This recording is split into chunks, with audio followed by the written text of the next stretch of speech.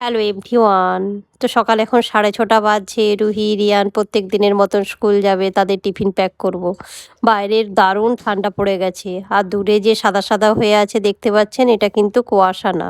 এটা পুরো পলিউশন। গুরগাঁওয়ে এখন দিনের বেলায় রোদ উঠছে না ভালো করে, এত পলিউশন।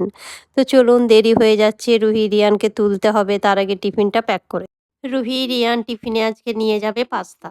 তো পাস্তা তো রিমি রাত থেকে বানিয়ে রেখে দিয়েছিল। সকালবেলায় উঠে শীত যেহেতু পড়ে গেছে একটু জমে গিয়েছিল। তো একটু দুধ দিয়ে ভালো করে গরম করে দিয়েছি। আর রুহি, রিয়ান না, রিশুকেও আজকে টিফিনে দেবো পাস্তা। রিশুর তো এখন স্কুল যেতে দেরি আছে, 8:45টার সময় বাস আসবে। তো রিশু যখন যাবে তখন তার টিফিন প্যাক করব। এই যে রিশুর এই পাস্তাটা এখন গরম করব না, রিশু যখন যাবে তখন গরম করে প্যাক করে দেবো। তো চলুন, রিয়ানকে এখন তুলি, তারপরে এখন প্রায় 8:45 বাজতে যাচ্ছে। তো রিশুকে বাসে তুলতে যাচ্ছি। যবের থেকে ঠান্ডা পড়েছে স্কুল টাইমিংটাও অনেকটা চেঞ্জ হয়ে গেছে। আগে রুহি, রিয়ান মানে 6:45টার সময় বাস আসতো, এখন প্রায় 7:10-15 বাস আসে। আর রিশুরও 8:20-25-এর সময় বাস আসতো, এখন 8:45 হয়ে গেছে। তো রিশু তো এখন আলাদা বাসে স্কুল যায় একাই, একটু দেরি করে রিশুর স্কুলটা স্টার্ট হয়। রুহি, রিয়ান তো অনেক সকালে যায়। তো আর 3-4 মাস পর থেকে রুহি, রিয়ান, রিশু একই বাসে সকাল 7টার সময় স্কুল যাবে। আর বাড়ি ফিরবে একদম একই বাসে 3টের সময়।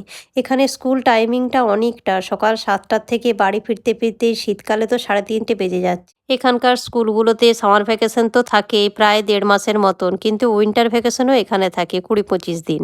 20-25 দিনের পরে যদি প্রচণ্ড ঠান্ডা থাকে তখন 1 সপ্তাহ আবার অনলাইন ক্লাস করে দেয়। এত ঠান্ডা পড়ে এখানে 25শে ডিসেম্বর পর থেকে, মানে বাইরে বেরোনো যায় না।